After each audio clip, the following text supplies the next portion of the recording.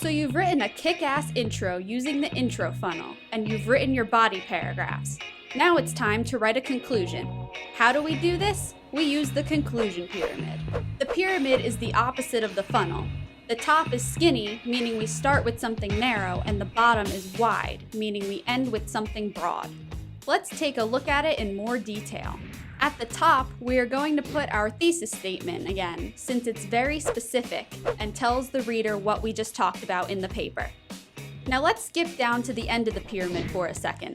The bottom is the most general part of your conclusion, and you want to end it by giving your reader something to think about. You ultimately want to answer the question, why does this matter? Or why was this topic so important for you to write about? Give the reader a purpose for reading the paper. Then, for the sentences in between, you want to connect your thesis to the why does this matter question. Each sentence is going to get a little less specific to your paper and more about why it matters. Let's do an example.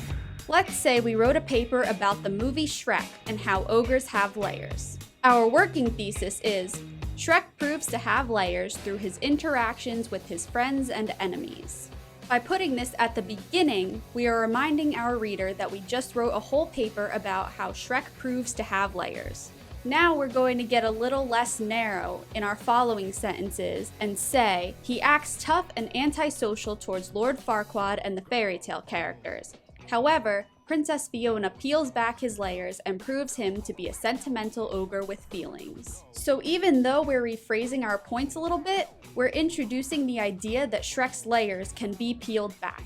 Now we're going to answer our why does this matter question. So we're going to say, even though Shrek is a fictional character, he relates to many human beings.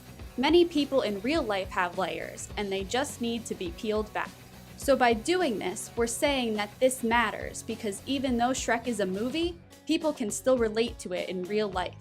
This also might leave the reader thinking about how the people they know in real life have layers. So you see how we started with talking about Shrek and his interactions with others, then moved away from that topic and talked about how people in real life have layers.